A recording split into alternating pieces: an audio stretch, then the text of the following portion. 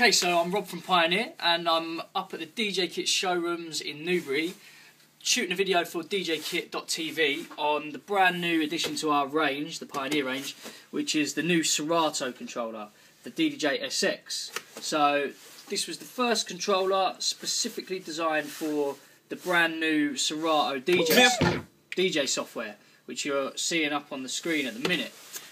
So all new visual interface, the whole new GUI, and the whole new effects section, and incorporating a whole host of new technology in there as well. Lots of new features made available. So the software comes bundled with the controller, and as you can see, it's a bit of a beast. Very well built, extremely durable unit, and but at the same time portable. So amazing product for any mobile, as well as the home user, as well as club use. You know, this is completely across the board. If we check out the ins and outs, which you may have seen on some other videos, we've got professional connectivity here. So we've got XLR output, as well as master output on the RCA connections, which we're running today, and booth output. So 1/4 inch jack, booth out. So for larger venues, larger halls, you can actually control the monitoring volume separately. We've also got a 4-channel standalone mixer, so a digital mixer, what you're seeing here. So all bases covered on this. You can actually connect turntables, you can connect CDJs, you can connect any external source and run it straight through this 4-channel mixer, what you're seeing here. We've got 2 mic inputs as well. So like I said, definitely all bases covered for the mobile jocks out there that are looking to jump on this platform. So let me run you through the hardware and how it interacts with the new software and the exclusive Pioneer stuff we've incorporated onto this. So the mixer is very straightforward. 4 audio channels running through 4 virtual decks on the software, and a sampler volume channel as well. So a dedicated channel for your samples that we're going to trigger whilst we're DJing. Twin CDJ setup either side, hosting the brand new jog wheel technology, so non-conductive jog wheels that respond to the electricity in your fingertips, much like your iPhone screen. These aren't pressure responsive now, so they can be adjusted and tailored to the response time that you actually want to feel. So you can tailor them completely to how you want them to respond to you on the front here. Touch sensor level. And these are really an integral part of the setup. So anyone who's got one of these or looking to get one of these, please spend some time adjusting the sensitivity of the left platter and the right platter whilst you're DJing, just to find the right level for you. The last thing you want is to use this unit out and have it set all the way to max, and it'd be far too sensitive, and you get proximity issues as well. So yeah, spend some time on that. Brilliant unit for scratch DJs and performance DJs. One of the reasons being, we can completely tailor the crossfader curve at the front here. And at the same time, you can see we've got all our headphone controls at the front, as well as our monitoring level up there. So I'm going to load in some music and show you the exclusive features and performance stuff that's on here, which is all made really nice and accessible at the front of the unit. So your effects sections at the top, and your performance stuff here, the stuff that needs instant access and, you know, close proximity to your hands, all easy to access at the front. So standard method on the Pioneer systems for browsing our collection, all at the central top section of the mixer. So I can use this rotary pot to scan through the playlist that you're seeing there, or I can press it down, jump back to crates, and flick through all of my demo crates. If I want to change the view at any time to expand the browser view, which we're seeing at the bottom, I can literally hit shift and choose the back button up here, which doubles up as the view. So we can actually scan through various different views, seeing the waveforms in different ways, and seeing more of the screen if we want to actually see more of a visual while we're choosing our tracks. When we've chosen a track, simple as just choosing what deck you want to load it into. So let's go for that one. Load into decks 1, 2, 3 or 4. So I chose deck 1 there, and then just switch the view back. So we can actually see our waveforms. Now, standard CDJ controls, transport controls down here. If I hit audio run on deck 1. So what's your name? Hit the play button. I'm the creator. Now, this is a perfect example of what you're seeing here. I've got vinyl control on, but the jog wheel doesn't seem to be doing anything. It seems to be pitch bending. And that's simply because I've got the jog sensitivity turned all the way down to the minimum amount. If I turn it all the way to the max, it's actually going to pick up the electricity from my hand before I even got to it. So proximity. Now, this has been done for a reason. It lets you, basically takes the sensitivity of the jog wheel past the point, past the maximum point, so you can then revert it back to a point where you can get it spot on and as tight as you like. So if I actually hit play on this and keep adjusting the sensitivity level at the same time, I can actually get that perfect. So it's at a perfect response time, and that's about slightly more than that. So there for me. Now, one of the main beneficial things of using this controller is the jog wheels are chunky, slightly larger than any controller in our range. Sitting up quite deep from the platter as well, so we've got nice control when we're pitch bending and really nice control when we're scratching. Now, focusing on the performance pads, first product in our range to ever feature pads like this. So tactile performance pads that we can use in 4 different ways. At the minute you can see they're all highlighted blue, and that's because I'm on hot cue. So these are all going to act as hot cues at the minute, and you can see up on the virtual deck display, my hot cues are indicated down here. So I can jump to key parts of the track at any time. Not new technology by any means, but the way we're using them is slightly different. It's more of a drum machine principle now. Now what you're hearing there is I've got slip mode on. So when I access a hot cue,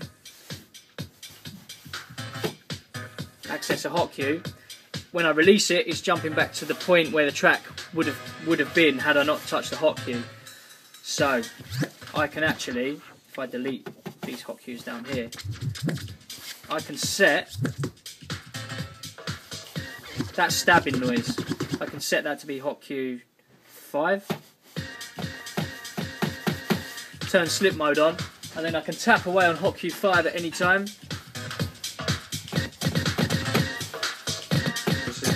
To instantly access that sound. If you hit stop, if you're playing a track on channel 2, so load up a track into there, hot cues, like in a traditional sense, would activate the play of the track as soon as you access them. So if I hit hot cue 5, the track would start playing from that point. On this is slightly different. We can actually use it as a performance tool, so like a drum machine. If I want to create a drum pattern on this side to play over that deck, I can do so. Turn the bass down.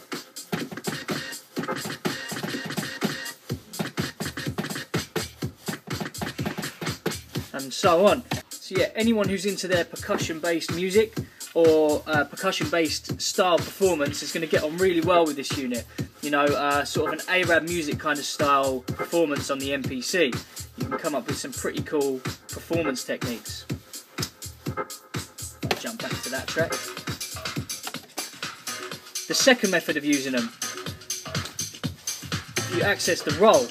Now, this is basically like the slip roll on the DJM series mixers, or the slip effect on the CDJ 2000 Nexus, and it lets us access a different size loop per each performance pad. So if I hit this pad up on the screen, you can see that Serato has indicated that pad sets that size loop, and if I scan through the different pads, you'll see a different size loop will be apply. So there we've got a 2 beat, 1 beat, half beat, quarter beat, eighth of a beat. And it works in a slip fashion as well, so the track plays underneath it. So you can come up with some nice little performance stuttery effects on that. So, jumping onto the slicer, this works in a similar way. You can see on the software, the audio is now being chopped up into sections of audio, and it's indicated by this moving waveform. It also corresponds on the hardware, so each section of audio is being split across a different pad. Now you can choose to repeat certain sections of the audio, so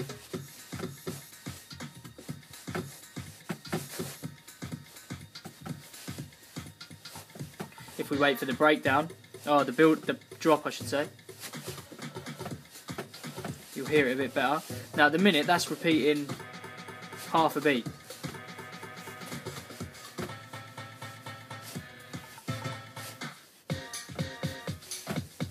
So it's repeating a value of half a beat. If I decrease the parameter over here, it changes the amount.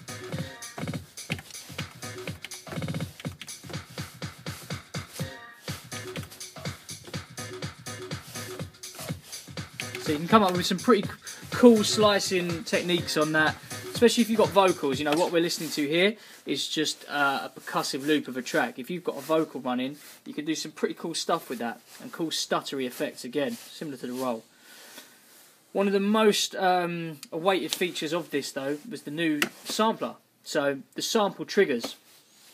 We've actually got 4 banks across the 2 platters. So if we assign both of these to be on sampler, we can see that we're on either bank A, bank B, bank C or bank D. So we've got 4 banks of 6 samples here. So if I jump to bank A and focus on the software, you can see bank A has got 3 samples loaded up there, and I can trigger them on here. Now that's an on-off sample. We can also have them to be one-shot, so you can tap them like so, or you can have, you can have full tracks in the samples as well, or longer loops. It's completely up to you. They can all be synced up. Turn that one off. I jump to bank B. I've got the same sample across 4 pads to create, just different sounding effects. So really useful again for that sort of era music style, MPC, percussive, almost production style performance. You can actually create that whilst you're in the mix. If I hold this down, these become velocity sensitive as well. So if I hold this down, the secondary, or the hold function I should say, of this sampler button is to make them velocity sensitive, and then depending on how hard you hit the pad, the louder the audio is going to come through.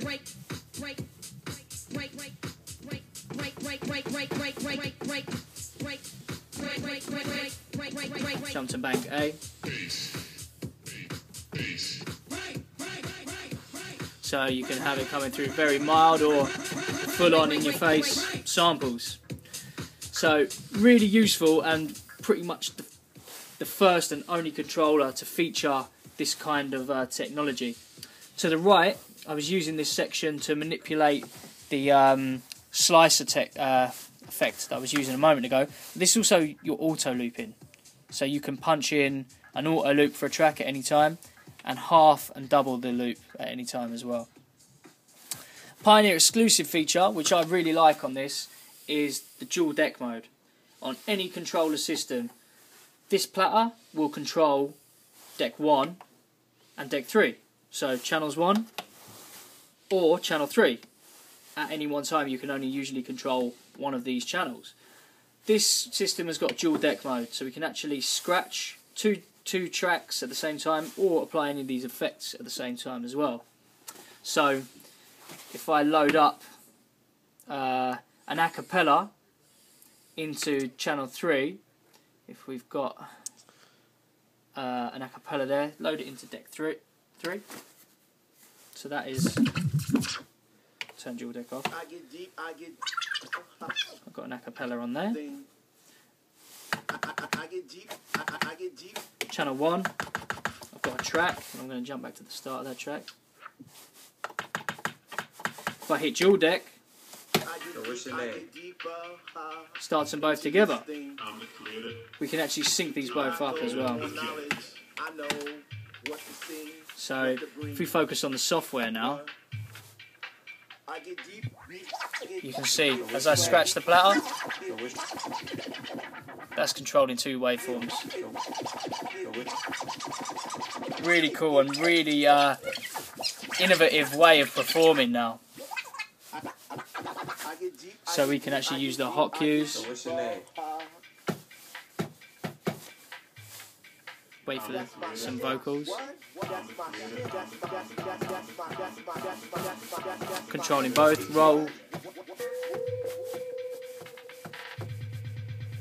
slicer, and sampler is its own entity, so it's slightly separate, and we'll obviously jump back to our samples.